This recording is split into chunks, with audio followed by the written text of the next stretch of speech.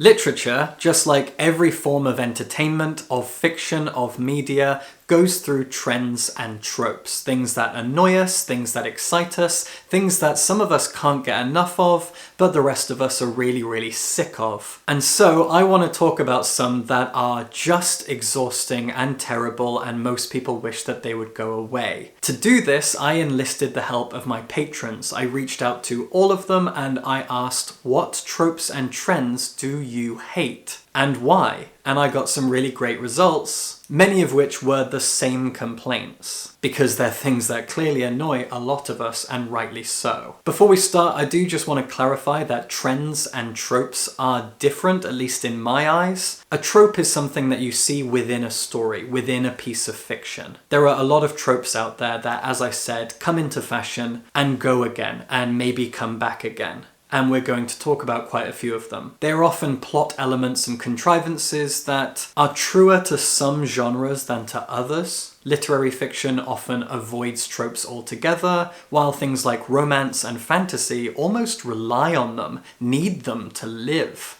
Sometimes tropes can be fun and subverted in interesting ways, other times they're very much not, and so they kind of speak to a pathetic lack of imagination and originality on the part of the writer, and that's what bothers people. We like creativity and imagination. That's what stories are. But to my mind, trends are different from tropes. A trend is something that you see in the world of publishing, and there are a lot of trends that bother me specifically. So I'm going to lay out a few things that I don't like, mostly trends, and then I'm going to turn to my patrons to deliver a few trends and tropes that they hate as well. Let's go. One publishing trend that I cannot stomach is what's called the step back cover. Step back covers are pretty popular in the US, and unfortunately have started bleeding over to the UK a little bit, and I cannot stomach them. I'm actually going to use this novel to illustrate the two trends that I want to talk about, and first is step back covers. This book has one. A step back cover is when a front cover of a book is like half a centimeter shorter than every other page in the book, including the back cover. See this red strip here? This red strip is actually the page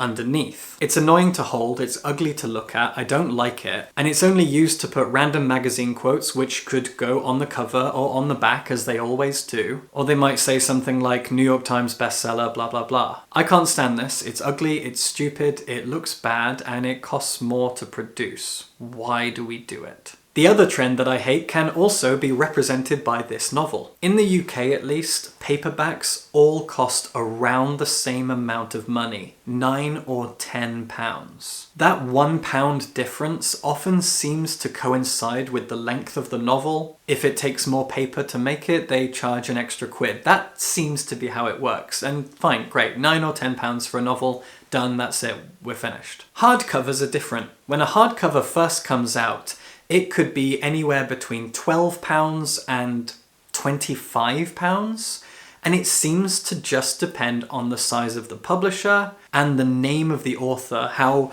big of a deal that author is at the time that that book comes out. When a debut novel comes out in hardcover, it's an exciting, momentous occasion, and it's probably going to cost £13, £14, £15. This is The Marriage Portrait by Maggie O'Farrell. I avoided buying the hardback of this because she wrote Hamnet. Hamnet was a huge deal, and when The Marriage Portrait came out, the publisher charged £25 for it, which I refused to pay. £25 because she's a big name, because she won the Women's Prize.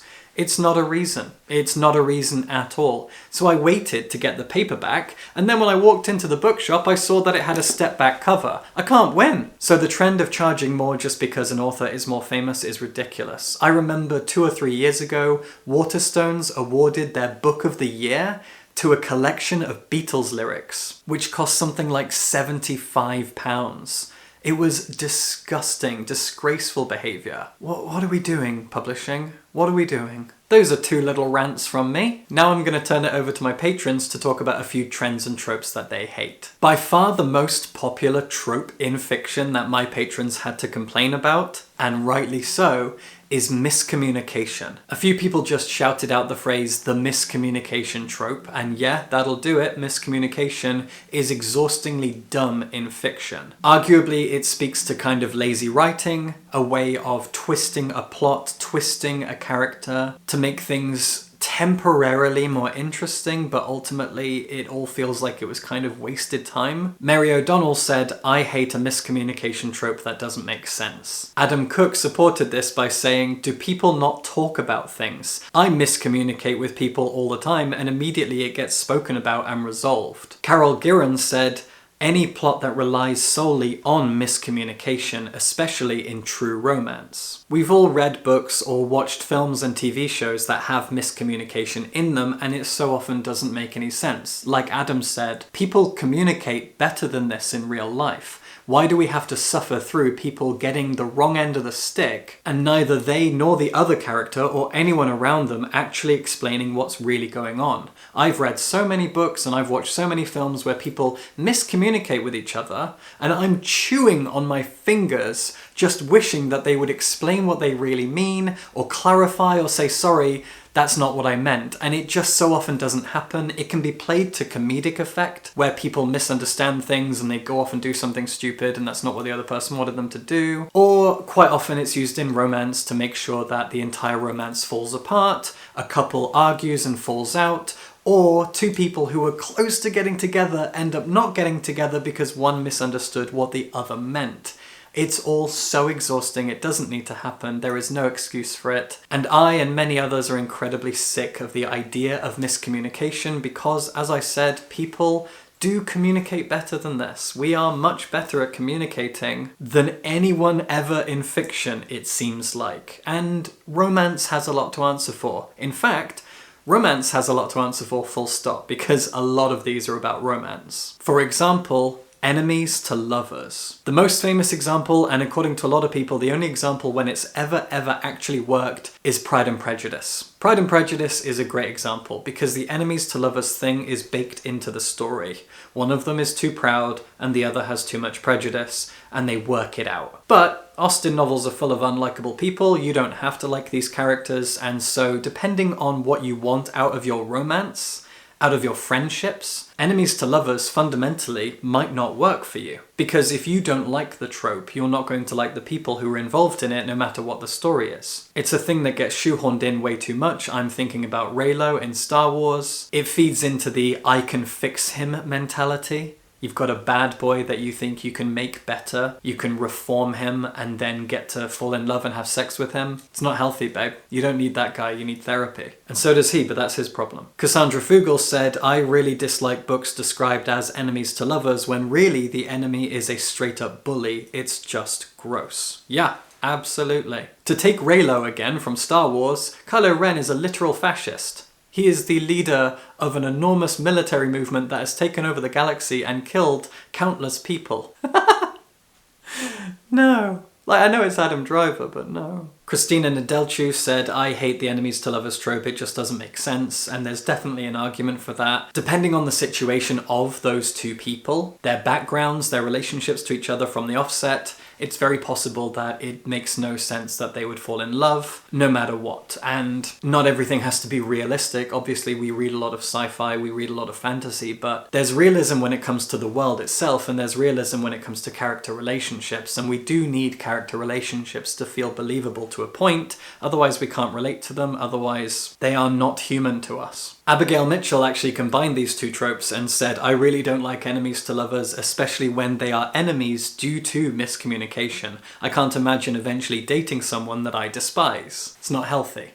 I know it's escapist. For a lot of people, enemies to lovers is pure escapism. Okay, great, you do you. I'm still not sure it's healthy. Okay, now we're on to a few more specific ones that were more contained to an individual person and their gripes. and some of these are really fun. Barbara Brubu said, when the plot is set in a city that you know really well, but you can tell the writer didn't do any research about it, and probably never went there. An obvious example is Paris in the Da Vinci Code. I read the Da Vinci Code when I was like 15, I do not remember it. And all the usual cliches about Paris that are in it, and yet this goes for Paris in so many pieces of fiction, again also in film and TV, and it also goes for London, New York, Tokyo, any really big city that is globally famous. The idea of setting a story in a city that you don't intimately know feels risky and kind of arrogant. The idea that you can just fictionalize this real city, I don't know, leaves me feeling kind of sad for you. By Tove said, I strongly dislike fantasy adventure stories where most of the protagonist's arc involves falling in love while on a magical quest, like Gideon the Ninth, which is a book that I really enjoy. They're usually very obvious and not very interesting.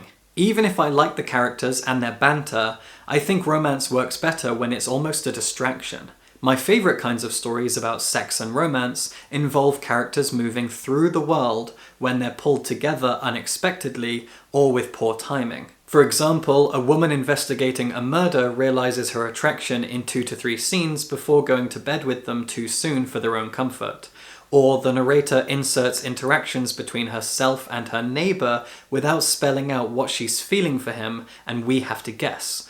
Or a girl discovers her sexuality through multiple attractions as she struggles to grow up in an unforgiving place.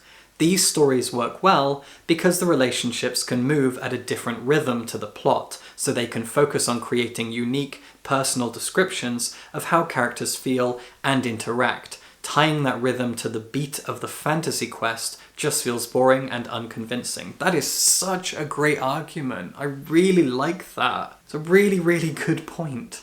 The idea that the romance can be out of step with the main story and that's what makes it work, but if it's not, if it's happening in conjunction following that same rhythm, it feels off and contrived. Brilliant. Absolutely great argument. Christiana Nedelcu said, in YA vampire books, it seems that girls who are usually the main character lose all except for one brain cell and fall for the vampire guy who eventually kills them. Why not portray women as actually smart instead of dumbing them down? Yeah.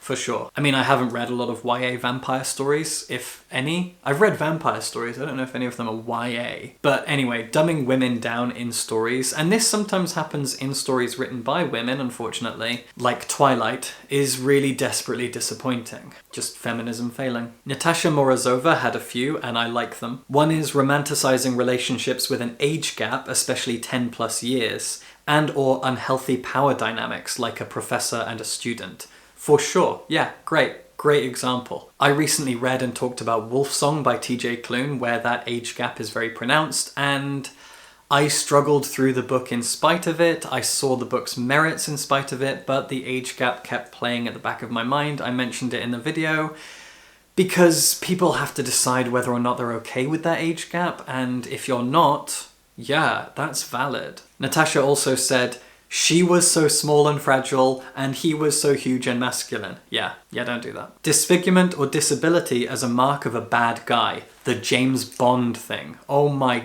god. It's literally just offensive, and it always has been, and it's really sad. Writers and readers and filmmakers, so many of us are so often insensitive when it comes to disabilities in so many different ways. I did once hear that Leigh Bardugo made one of her protagonists walk with a cane because she herself has to walk with a cane. She has some sort of disability that requires her to sometimes need a cane to get around. And so she wanted good representation in an unlikable anti-hero protagonist. I think that's really cool. Good for her. Natasha also said, when a bad character is justified by trauma, sometimes they're just a terrible person. Yeah, that's a great one. I like that. I think a good example of that is one I often come back to, Heathcliff in Wuthering Heights. Heathcliff is a bad guy. He was intensely traumatized all the way through his childhood. How much does that excuse his behavior? I think that's a really interesting conversation to have. So I don't know if that's a bad trope from my perspective, but definitely one that's good to explore. and dig a little bit more into, and some great stories could come out of it. And another one that a lot of people said was love triangles. I literally am scrolling through here and seeing so many people just say love triangles. Love triangles are interesting. I once saw a YouTuber or a TikToker, someone, talk about how love triangles are never actually love triangles. How it's always one person in love with two different people. That's not a love triangle. That's just your eyes darting in two different directions. A proper triangle would mean that all three people are in love with each other. She's in love with him, he's in love with him, and he's in love with her, for example. That would be a love triangle. And I think that means that if you want a true love triangle, it has to be queer, because that's how numbers work. Like, at least one of them has to be gay. She's in love with him, but he's in love with her, but she's in love with her, then she's gay. Yeah, it always works. And if you had 3 non-binary people, being non-binary is still queer, so it has to be queer. That's fun. Rachel made a kind of bold point, which I also agree with. I hate the pregnancy trope in romance books. More often than not, it romanticizes pregnancy and motherhood. Yeah. I've talked about this before in videos, but I don't want kids ever. I do not like children very much. I used to be a teacher and I hated it. I'm not very good at being around kids. Pregnancy kind of freaks me out. So stories that romanticize pregnancy and motherhood definitely do bother me. They're not going to bother everyone, and I don't think they are a damaging trope necessarily, but they definitely can be if they are reinforcing that status quo where everyone should be a parent, that being a parent is the ultimate good, that not being a parent is somehow ethically bad. My father once told me that. He told me that people who don't have kids are more selfish. Told me that me not having kids makes me more selfish. But I've got a lot of daddy issues to work through. Romanticizing pregnancy and motherhood can be a beautiful thing. People who are mothers and are proud of it, great, good for you. I'm really genuinely happy for you. But it's also okay not to be a parent. It's also okay to be freaked out by pregnancy and not like children. These are normal things and they should be more normalized, and I'm really glad that Rachel brought it up because it's something that I've thought about for a long time, but have never really vocalized, and Rachel did, so thank you. We don't have to romanticize pregnancy and motherhood. I personally love books that explore the toxicity between mothers and their children, especially mothers and daughters. There are a lot of great novels and stories out there that explore the damaged and broken relationships between mothers and daughters, stepmothers and daughters, mother-in-laws and daughters, and I really enjoy all of these. Like Mother Thing by Ainsley Hogarth. That's a great example of a novel. Wonderful piece of fiction. Verdigristle said, this one is more specific to sci-fi fantasy horror, but the trope of monsters, creatures, aliens, etc. that have to be destroyed, when often it's the protagonists who are the ones barging in somewhere they shouldn't be. It almost always feels like unexamined low-key colonialism. That is such a great point, a really, really valid criticism of fiction. You do see that a lot in horror and especially in science fiction, and there are definite, very intense, very obvious colonialist undertones going on there. That's a great one to end on, because that's a big one. Okay, I'm not sure how many that was. I'm going to count it while I'm editing and put it in the title of the video, which you've already seen. I hope you enjoyed all these tropes and trends that really wind a lot of us up. If you want to take part in things like this, you can join my Patreon and give suggestions and leave comments and whatever else. I'd love to have your support, and I'd also love for you to subscribe for books.